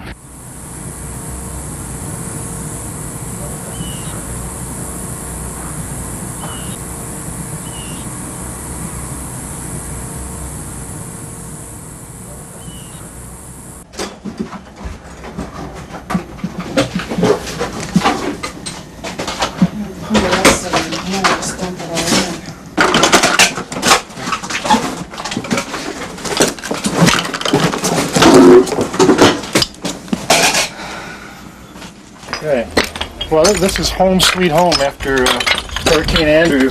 And a lot of this stuff is, like the old stereo, the old black and white TV, and some cast-off kind of things I just brought down here to kind of get started. And yet, I should probably pitch it all out, but because it's been with our family for so long, like the speakers for the stereo, we bought those the day after we were married. Okay, so I should toss them. But then you go, wait a minute, it's been through a lot, and now it's been through a hurricane, and so of course I'm going to keep it. Thanks, Andrew. My daughter's radio, the box for my miniature car, and my wife's placemat. Stuff like that she'll ask about, so I got to have it. That's it, man. I'm gone. I'm out of here. Your neighborhood's been wrecked. So where do you go from here? Insurance. Has anybody from your insurance company? I see you've got Highlands Insurance up. They haven't been out yet. Not yet? Not yet. This is their chance to really show what they can do. They've been collecting the premiums all these years. Now what we expect them to do is show that what they're there for. It's time now to write the checks and get these people's lives back in order and get them some money so that they can start to rebuild. You filing a claim today? Yeah, I got a claim with Allstate, yes. How's that going? Well, we've been here for about 5 hours. We're still waiting. How you doing, Harry? You're next. Come on in. Okay, thank you. Yeah, they got one to do. We're at the Fountains apartment complex in Southwest Dade, where the tenants here have received a letter from the landlord demanding rent payments. Take your cameras in there. It's not livable. What is this? I don't know what it is. It's water. It's I don't know. I could understand that they're in a bind and they want to fix it, and I could accept all that. But how can they tell me to pay the rent here? Well, for 3 months, and I'm not going to be living here. We have to leave because the whole roof was falling down. I want to see the owner telling the people what to do and what he's going to do to us, for us in return. We're a good tenant. Now we need him. He needs to be here. What do you think of this, Greg? I don't like it. All of these people behind me are complaining about the situation here. I came back and look at all this. I lost everything. I mean, how can we pay rent if we're not staying here? Mm-hmm. We can't stay here. Yeah. We have a baby. Okay, we're going to go to the next apartment here. They said her apartment was safe. I want you to see what's safe This is my apartment. They told me, oh, you don't have to worry, it's safe. The circuit breaker box was sizzling. We had to turn off all the circuits. Water is coming down. You see, my neighbors above have no roof. I got a letter. They wanted me to pay rent. I'm not paying them $1. Not $1. I cannot believe that they're going to make me pay the rent in an apartment that looks like this. It can't happen. As you can see, there are a lot of angry people out here. What's burning me up is that there's no compassion. I mean, we're all trying collectively to do something together. But what is he doing? They're collecting rent. They haven't been by once. They haven't been by. They closed the office. They refuse to talk to us, yet they're trying to collect our rent. I can't live here. I have to go, and I don't have no furniture. I have nothing. So you're appealing to the landlord to do something about this horrible situation? Well, I mean, I'm not paying the rent. I already talked to attorneys. I talked to people. How can I pay the rent for something that's over there that's destroyed? The manager has just come here to check out the place. I'm very upset with the people here because they took no precaution 24 hours before the hurricane. There's been no cooperation with residents towards a neighbor or anyone. Where were you guys before? Not now. Where were you guys before when we needed you? Where were you? As you see, we have people out here working. But what's happening right now, people are frustrated. They don't have renter's insurance. And what happens is that, they didn't take precaution. And I went and talked to her, and she said if I don't pay my rent by September 5th, I'm going to get in trouble. Oh, no! Oh, no! The hospital, set up at Homestead Middle School, looks like a scene out of MASH. Doctors, nurses, and other volunteers attending the injured, amidst what one physician described as organized chaos. We're dealing a lot with the heat stress and cardiac arrest problems, people that are suffering from heat fatigue. So they're just dying now after all of this? Yes, ma'am. We've had probably 3 or 4 yesterday, and we've had a couple today so far, just in the city of Homestead. I think it's a terrible mess. And everything else. No insurance. No insurance. My car is devastated. But I'm not the only one. There's quite a few people that are going through the same thing. Look all around. It's a very lost feeling.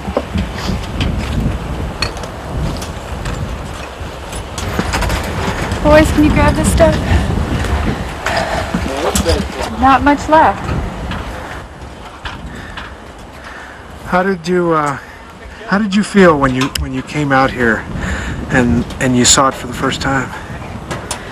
Just a terrible sense of losing everything that I had. Shock. My only comfort, I guess, is knowing that I'm not the only one that's going through this right now. I don't know what I'm going to do, but I'm sure nobody else knows what they're going to do either. And somehow or another, I guess we'll get through this. There's things to be thankful for. We're alive. Yeah. Nothing could compare with such devastation and such loss. I'm moving around like I think I know what I'm doing, but I don't really know if I know what I'm doing. I'm just trying to gather things that will maybe make the next couple of weeks a little bit more livable. I can't face tomorrow because I don't know what that's going to bring.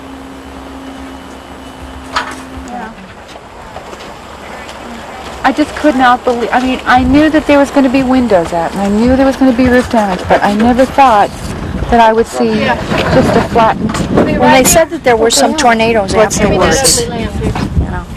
Oh, that's where you're going, Port St. Lucie? Yeah, we don't have anywhere else to go. Neither one of us had insurance on the mobile homes.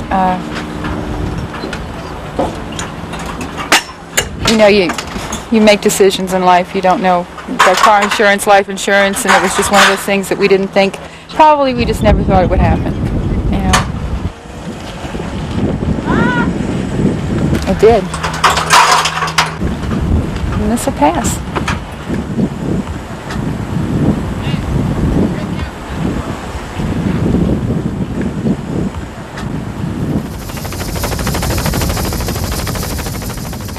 I have a 24-foot sailboat that I left on a mooring off Dinner Key, and I went out yesterday morning and it wasn't there, so I'm trying to find out where it went.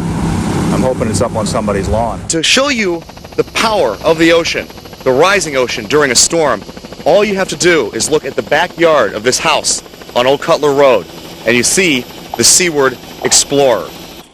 I've been in a couple of blows, but this one just kept on going. The water came up to the bottom of that lamp deck. At any point in time, did you say, I made a mistake? No. Absolutely not. Look, I'm here. That boat's 50 years old. It's afloat. Those boats are brand new. They're on the rocks. I didn't make a mistake. I built her to do that. I was lucky enough. What's the name of your boat? Jimmy's Hurricane. Jimmy's Hurricane. God almighty. I wanted to point out something else that we saw earlier in the day as well. In Florida City, there's been a lot of talk about these monkeys that have escaped here in South Florida as a result of the storm. And we found them this afternoon in a field near Florida City. A couple of law enforcement officers told us that they'd spotted them. We went out looking in the field, and yes, indeed, you can see them scampering along here. We've heard from police and other people that say that these things can be carrying hepatitis and possibly AIDS virus, and said to, if you see them, shoot them. All right, and he did. He did. He took 2 shots at him, and there was another one with him that got away. Stand on any corner in South Dade, and this is what you see. People driving cars that under any other circumstances would be considered undrivable. They are bruised, they are battered, they are bandaged. But for most people, this is their only link to the outside world. Not only is the windshield missing in that one, they have a little less headroom.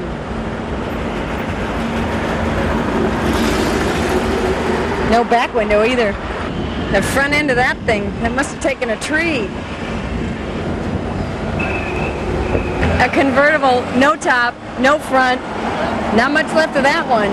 Look at this landscaping truck. Clearly something ended up on top of it during the storm. The guy barely has a windshield, though he still has a smile on his face. And the camper that he's carrying behind that thing obviously spent most of the storm on its side. That's a working vehicle. This blue van is now home away from home for Angelo Packard and his family. They've called this home since Andrew blew through town. This is now the dining room? Yeah, this is the dining room, the living room, breakfast room, the sitting room. This is the whole thing right here. You guys have actually been sleeping inside of here? Yeah, every other night we sleep in here, yeah. What's your apartment like? Total mess? Ooh, our apartment is total. You stand in our living room, bedroom, and look through everybody else's bedroom. Angelo and Sandra have an opportunity to relocate to an apartment in Pompano Beach, but that takes them away from family, from a son, from their jobs, and it's not something they're willing to do. So at this point, they'll stay in that van. Tell Jesse Jackson to come back and help us keep hope alive.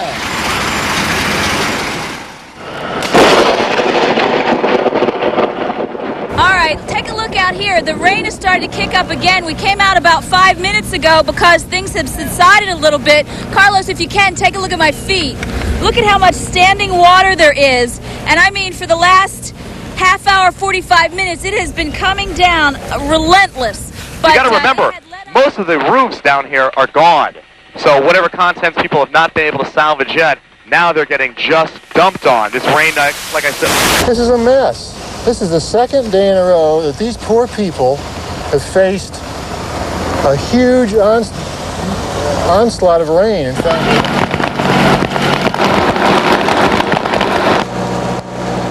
we do have a report of a man struck by lightning this afternoon. These pictures are just in. This happened at Chrome and Southwest 177th Street. We need medical supplies, we need water, we need non-perishable items, and a lot of prayers.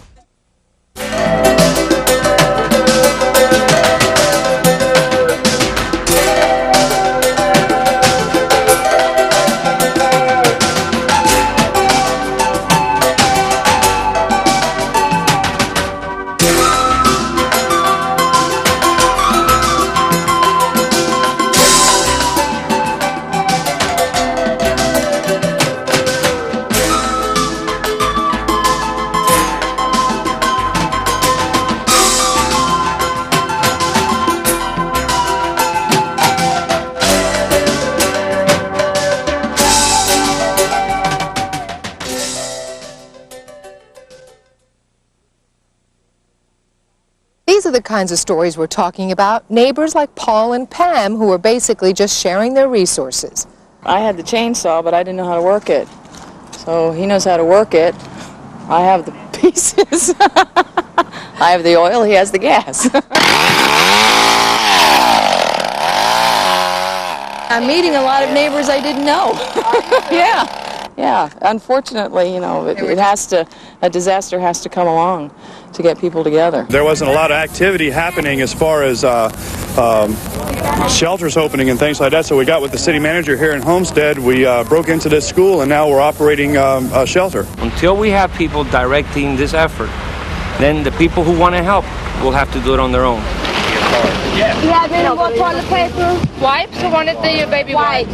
Okay. I mean, we put together 3 of us, our church, our construction company, and we just decided we're going to give it to people that really looked like they needed it, so we weren't going to worry about the danger, that we were going to go ahead, that we were just going to, here, there you are, that we were just going to go ahead and bring it down and get it to the people we needed. People were saying that the stuff wasn't getting out to them because they couldn't get to the shopping centers, and we decided we're just going to get it straight to them, so that's what we've been doing.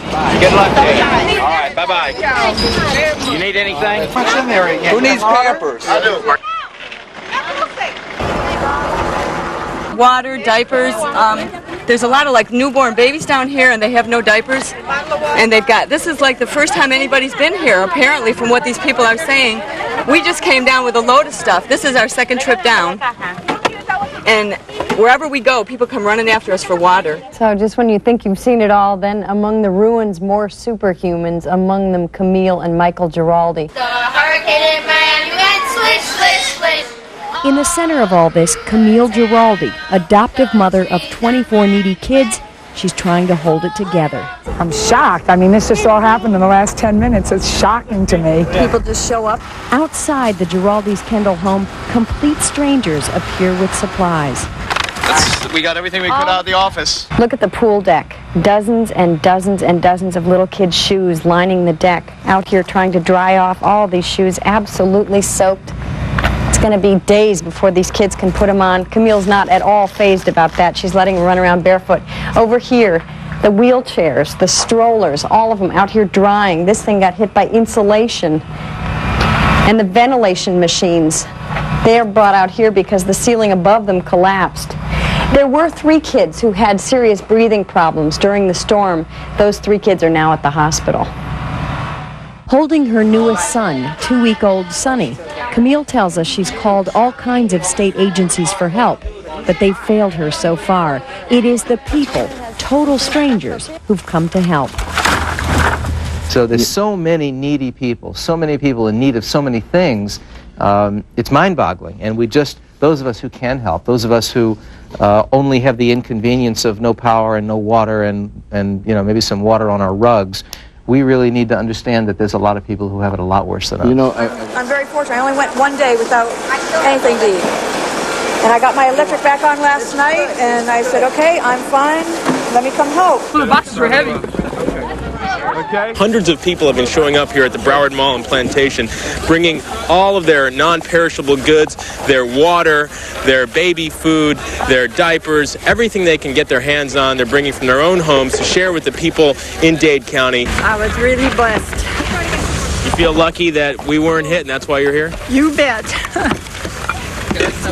Sure am. I feel sorry for the other people. It's an anonymous check made in the amount of $10,000. $10,000. That incidentally brings our total now to over $17,000. A little girl came up and said, I want to give my doll.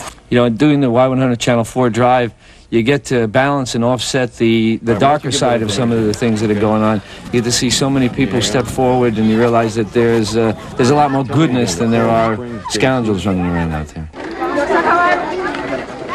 This is what is happening. People are walking up and saying, I have a truck. Where do you want me to drive it to? How can I get it filled up with stuff? One of the most wonderful things that we have heard about is that Wayne Huizinga, who of course is the chairman of Blockbuster Video, has come forward and said, hey, let's get some corporations together and give some major bucks. We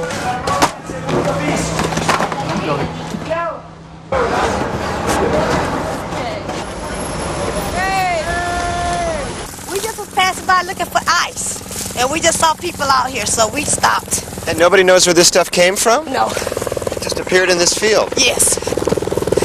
Kind of strange, isn't it? Yes, it is, but thank God. Thank God.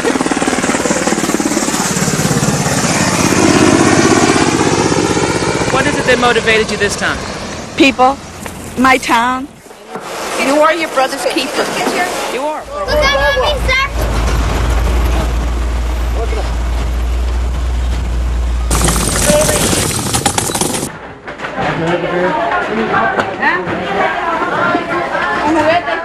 We are in Miramar near North Perry Airport. The airplane went down over here. Follow me. We're on top of a roof. The police won't let us get any closer. You can see the plane over there sticking out of that roof over there. It damaged 2 houses as it came down. Now, we understand there is 1 person still inside the plane. That person is dead. There were 3 men in the plane altogether. One of those people is Joe Sagacki, the WIOD sports personality. Obviously, Hurricane Andrew is still wreaking havoc on South Florida, indirectly at least. These people were on their way to Homestead. It was a relief flight. We had organized a relief effort to bring food down to the migrant farm workers in far southwest Dade, and we had loaded up the planes, and I took off first, and then I got down to Homestead, and his plane didn't show up. The 2 deaths in the volunteer airlift brutally demonstrated what we've been gradually realizing for 3 days now, that although the volunteer relief effort was incredible, it simply was not going to be enough. I can tell you that you won't be left to pick up the pieces by yourselves. There's nowhere to go. They're going to raid our place, what we got left. And And we got nobody to help us board up everything. They told you to go to City Hall? Yeah, so we're gonna go try to get some answers from there. We're doing it for our kids, you know, because we can't let them go hungry. The only thing I got is what I got on my back, and I brought a blanket and a pillow and my medication, thank goodness. So that's all I got. Some of us have been here since 8 o'clock this morning trying to get the food out to these people. It's been red tape, it's been this, it's been that. And let me tell you, hurricanes don't follow rules. We had a guy come up a little while ago who was really upset, who said, hey, sundown's coming. I live over in a residence just down the street, and why don't they come over and protect my house? Right now, we're working with limited assets. Had a little bit of difficulty getting guardsmen into the area. Where are they to help us, the Americans, that pay the taxes, that do the things, that follow the rules, that help everybody else in the world? Where are they when we need the help? We're in the day 3 of the hurricane. If you're so dadgum smart about how to do this thing, you better come down here and do it. Are you frustrated, Governor? I'm frustrated when people say, why haven't you fixed this? Right, but I mean, you have to. The Army can build a city in the day, I hear. The Army took care of the whole Persian Gulf in 3 days. How long did it take the Army to plan for that before they went in there? I've seen more dadgum work done in a shorter period of time than I've ever seen in my life, and the naysayers are out there, you know, griping and saying that you should have done it a different way. Come help us. Do it a different way. I need help.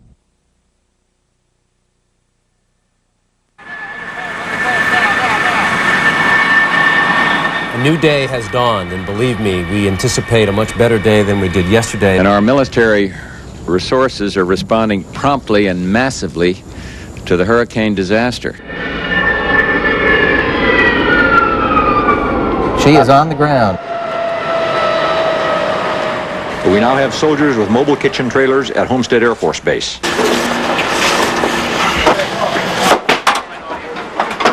This is going to serve lunch today. Contracts have been let for 6 million more gallons of water. This is a marked improvement from what we saw just 24 hours ago.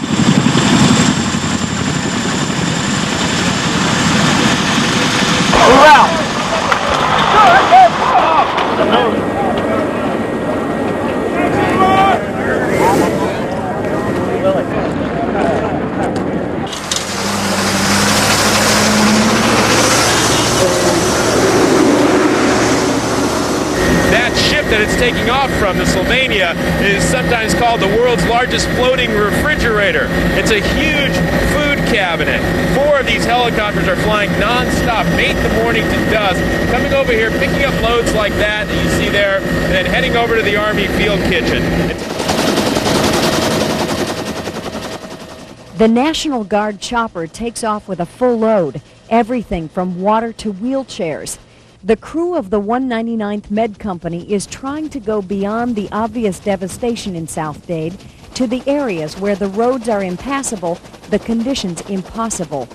They set down on 202nd Avenue, and no sooner the helo is surrounded by hungry, scared people, many still wearing that look of having lived through hell.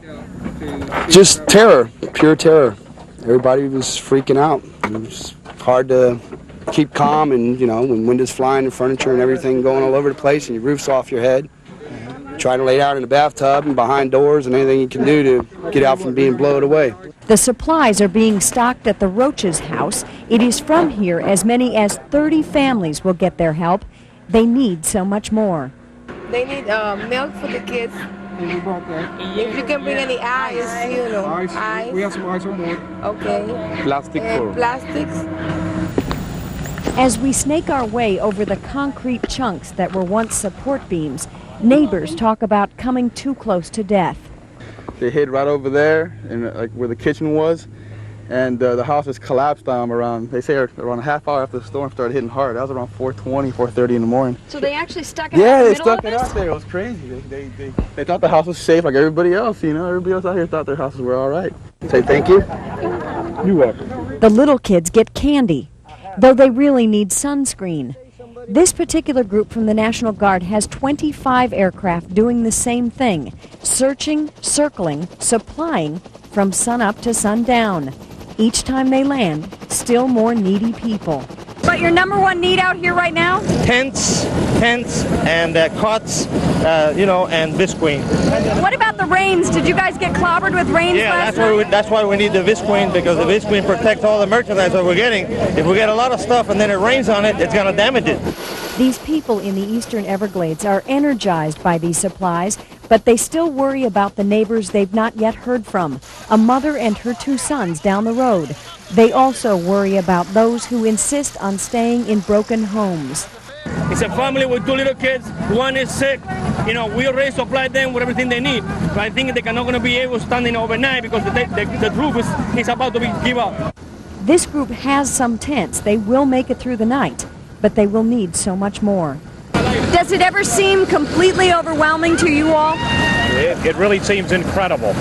It almost seems like you'll never get it done, but we're going to do it. It may take a little longer in some places than others, but we'll get it done. And as they do, they are appreciated.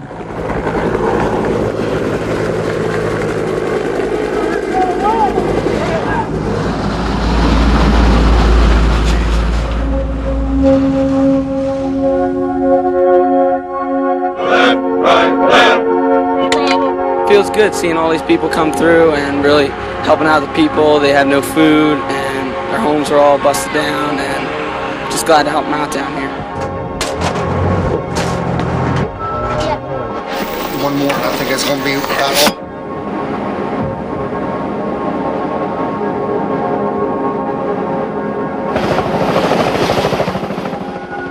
We feel good helping people, American citizens, because, if that happened to us, we would hope that they would do the same thing for us, and we just, just glad to be here to help. There's literally tens of thousands of heroic things that no one knows about. This is where Charleston Police Department has set up camp, and they are here with a whole contingent of police officers, and they are aiding the Homestead Police in the arrests. But we're trying to share our experiences with Hugo, and sometimes it has helped them in a couple of situations thus far. They have literally just walked away from their homes to protect other homes. I went to my house last night. First time I was able to go to my house was about 14 hours after it hit, and about 50% of my house is gone. MRE. So rescue workers from Orlando and dog teams from Jacksonville pour over what remains of this trailer park, tearing into the debris, hoping against hope that if someone is here, they might still be alive. These crews are coming from all over the southeastern part of the United States, 800 of them. Looks like a military convoy. It does, a convoy. Approximately 700,000 homes and businesses have now been returned to service after the first day of the devastation left by Hurricane Andrew. We turned the building on the other day, got fireworks and applaud and all kinds of stuff. Makes it worthwhile. How'd it go, man? That's pretty ridiculous, isn't it? Many of South Florida's irreplaceable community treasures were damaged or destroyed by Hurricane Andrew. Some may come back and be even better, but others were lost forever.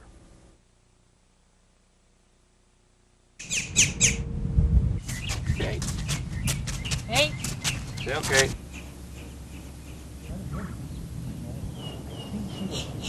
We're taking a look at Metro Zoo. All the trees have been defoliated. You're looking at some sticks sticking up out of the ground. Many of them snapped over. Supposedly stress tested to 150 mile-an-hour winds, which is obviously not the case anymore. And when you walk in here, it just overwhelms you. A lot of the keepers here used to call this paradise because that's what it used to be. You could come in here and just unwind, and now it's just an absolute destruction area. It looks like an atomic bomb went off in here. And I believe that Metro Zoo is going to be better than it ever was. Maybe not as beautiful right away because you can't grow trees in a day, but it's going to be better because it's really more than ever going to be the people's zoo. They're the ones who are rebuilding it. Everything we're doing now is being done through the people, what they're giving us. We don't know exactly where they're going, possibly to other bases either in Florida or in Georgia, but they are blasting off right now in advance of Hurricane Andrew. It looks like an Air Force base that one might imagine was involved in some kind of a nuclear blast. I mean, the damage here is just almost beyond description. I mean, every single facility here has some major structural damage to it. Certainly the mission that this base has performed is one that has been focused on the Caribbean and on Cuba for decades now. I don't think anybody can argue that the mission is any less today because the storm went through. The question is going to be, do we have the resources at this time to reconstitute the base and keep it involved in its original mission?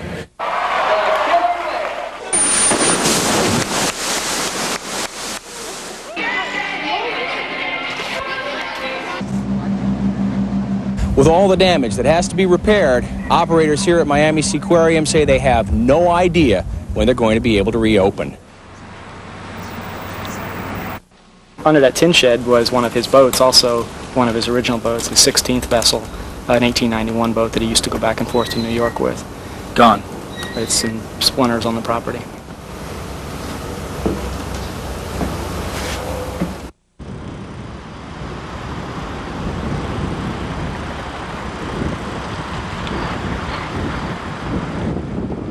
It's really a piece of history completely lost here. It's something we will never see again.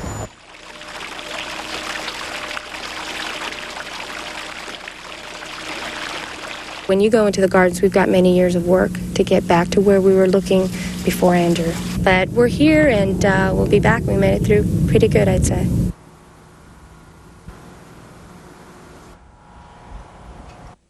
We took damage to the roofs of a lot of these cars, and we got some busted windows, but our toys basically have survived. It's going to take a lot of tender care to get them back together again, but we're going to be able to do it.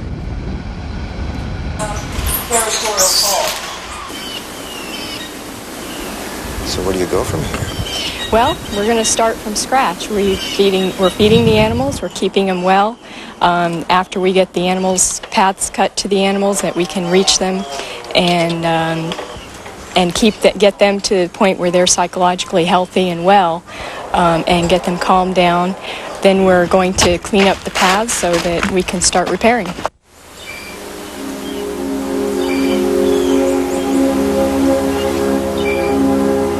It's the nature of the garden to look at these disasters in the face and say, by God, we can do it even better next time, and we will grow a wonderful garden again. The Fairchild Garden will rise again.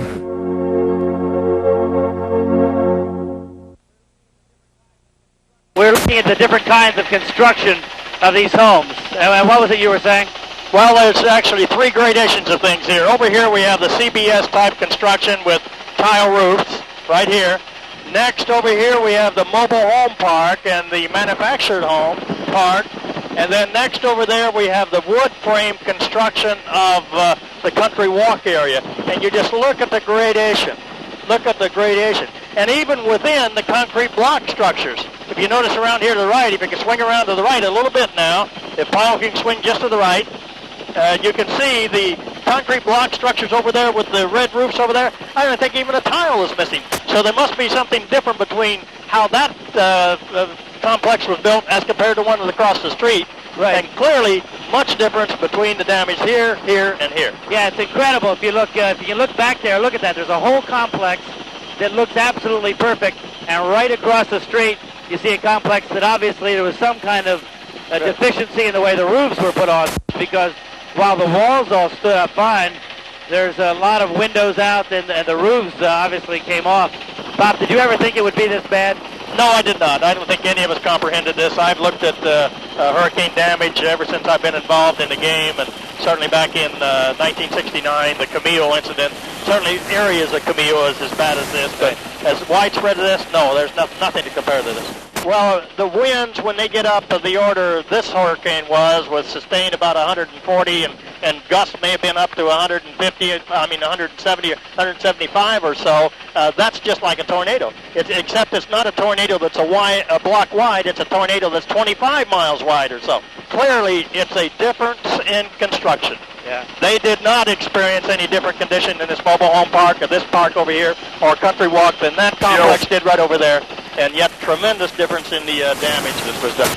For just a few percent in the cost of construction of a building, we'd had the kind of buildings that were over there, and we'd instead of this $15 to $20 billion in a loss, it would have been far, far less. And those people that my own secretary that had to go through this thing with construction that failed around her, and my family that fortunately were out of this area, but those people that had to go through that, there's no excuse for that. We should have been doing something about this a long time ago. At first sight, this damage is unbelievable, but then when you think about it, this is the outside wall. This is the outside wall. It's supposed to protect you from the elements. This is supposed to protect you from a hurricane. It's just a thin sheet, almost like paneling. In fact, that's probably the way you would describe it. Nailed directly to the studs. There is a sheet of fiberboard in there. That's what we're talking about. This is something in a good grip. I think I could probably break myself. I mean, what kind of winds is this supposed to be? 120 miles per hour is what the county inspector said. Yeah, the design wind speeds are for 120 miles per hour in this county, but that won't cut it. But this won't cut 120 miles an hour? No. What would it cut? I have no idea, but it's a lot less than that. 100, maybe. Keep going. Keep going down. Down. 90. This is Hurricane Ed. Hurricane Ed just destroyed this house. Just destroyed the house. That's great. Hurricane Ed. Lennar is out there trying to put on this facelift because they don't want everybody to see their hurricane damage. Who bulldozed your driveway? Man, I just went over there. This man right down, I could take you down the cul-de-sac, and they have specific orders to go. There's heavy machinery graded across my driveway. Driveways, and when you see my cul-de-sac, we're talking about there's a heap of my garbage in the cul-de-sac. This man in the green hat here, the chartreuse hat, is the one who told me the exact order he got.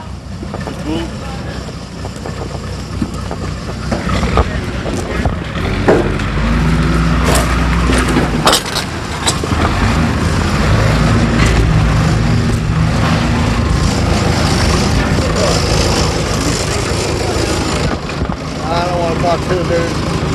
Sorry. He said he doesn't want to talk to the news. What did he say to you? He told me, he says we were supposed to clean all the cul-de-sacs and streets and the driveways. And what did you lose?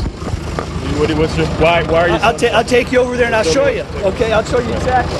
That's one thing I found this morning right there. 108th MP Company, Fort Bragg, North Carolina. This is from 1977, from my hometown in Ohio. So where was this stuff? This stuff was in my cul-de-sac. This is my This is my daughter. This is myself and my daughter. Easter picture from 1992. What did you?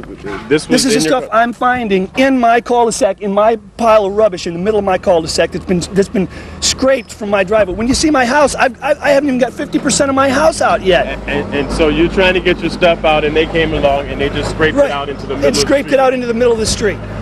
And this is not even Lennar's subdivision. They don't own nothing. Their homeowners association doesn't even control this anymore. And he's saying that Lennar told him to clean all of this. They're putting a facelift out here so that people won't realize the hurricane damage to their death traps. They're trying to make it a nice, clean scene so that they can get the people to buy their new homes that are still being built in the other phases. I called 911 and I said, I'm a former military policeman and I am on the edge, and this guy is totally ruining my personal belongings. I called the Lennar subdivision and Lennar said, we gave an order to clean only the streets. This is the biggest atrocity there is. This is a human mind that's responsible for this, not nature. And they can go and take your personal belongings. Just bulldoze them. Unbelievable.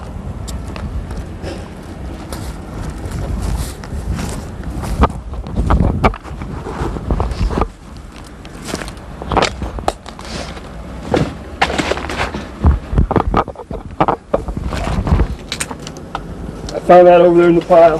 It's a Miami Herald picture of Martha's wedding picture. Found some Easter pictures. And I don't know what else is at the bottom of the pack, the stack. One of the most important questions that's being asked in the aftermath of this storm is, why did some neighborhoods suffer so much damage and others so little? We're in Country Walk, very hard-hit neighborhood in Southwest Dade, with Dr. Wen Chang at the University of Miami. Dr. Chang, you've taken a look at this house for us. You're an engineering expert.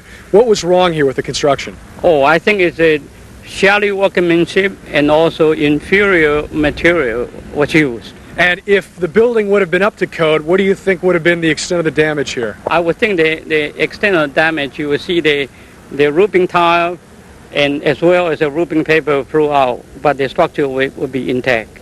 Okay, and today, a resident here in the Arvida community filed a lawsuit against Arvida and the former owners of Arvida, the Walt Disney Corporation.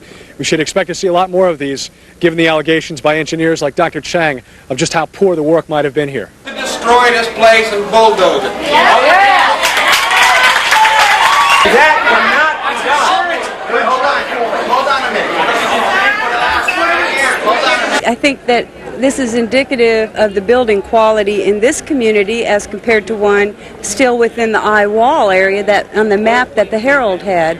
It's poor, it appears to be poor quality, and we can't get any answers from them. And those answers might be a long time coming. But as we sift through the debris of the broken homes and the broken lives that Andrew left behind, what have we learned? Well, we've learned that we can live through this, both as individuals and as a community. We lost some people to Andrew. Let's hope with a little more education, a little more work, that we won't lose anybody the next time. We can learn to build a better city here, to build better buildings and to build better bonds between people. That process has already started. What didn't we learn? We didn't learn the high-rise lesson. We don't know what would have happened if that intense core part of the storm had hit Brickell Avenue, or Aventura, or Hallandale, or Hollywood, or up to Pompano Beach. All those high-rise condos with all those unprotected windows. We don't know what would have happened if that intense part of the storm had hit those areas. We also don't know what would have happened if that intense core part of the storm had hit downtown Miami or downtown Fort Lauderdale, the economic centers of our region.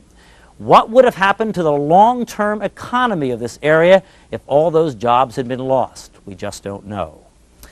We have fears for the next time. We're afraid too many people are going to try and leave, to evacuate to Orlando or Fort Myers on the Turnpike or Tamiami Trail or Alligator Alley. That thousands of people will get caught in their cars trying to get out of here, and then the storm might veer off just a little bit and hit where they are, and there will be too much traffic, and they'll be trapped there in their cars, the worst place they can possibly be. We need to thank lots of people. We need to thank the people that came from all over the world to help us here. We need to especially thank those people that came from South Carolina. They left before the storm even hit. We need to thank the volunteers that gave their time, their food, their money, their supplies. We can't thank them enough. We need to thank all the people we talked about in the last 2 hours that worked harder than they've ever worked before. And we need to thank the staff here at Channel 4 that put together a plan and kept us on the air throughout the storm. We can hope this has been the storm of a lifetime, but we can't bet on it. We're hurricane veterans here now, and we know we have to build a better city. We have to check our buildings, building by building, house by house. We need to be sure that they're ready for the next time a storm comes along. We know the quality of the people here now. We know their spirit. And we can hope this spirit stays with us as we rebuild South Florida together. Somebody prayed for me. Took a little time and prayed for me. I'm so glad they prayed. I'm so glad they prayed for me. Say thank you. I got some extra you. Okay? Some more paper products? Yeah. All right. What do you got? Thank you all. Bye-bye.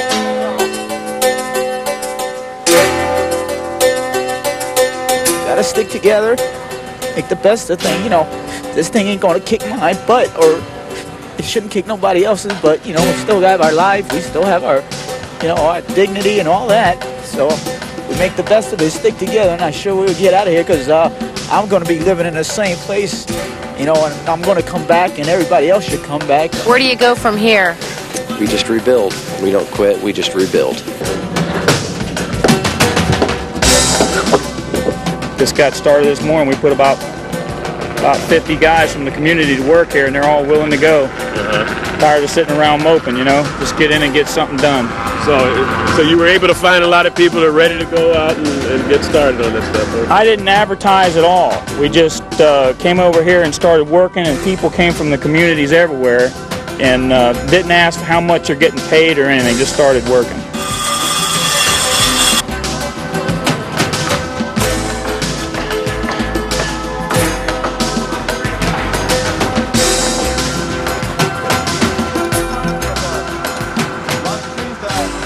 We just got power back this afternoon. How long has it been? 7 days. 7 days. 7 long, miserable days. Tonight, we're going to turn it up really cold and get a good night's sleep. Finally. Yes. Finally.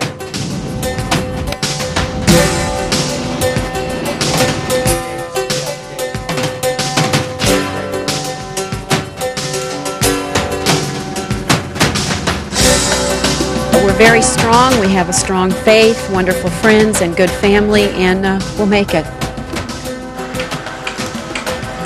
We all really love the Homestead area, and it's not like what it used to be, but we'd like to try to build it back up and make it what it used to be sometime. I know it's going to take a long time. It's hard to see the light at the end of the tunnel now, but I'm sure with a lot of hard work we'll get there.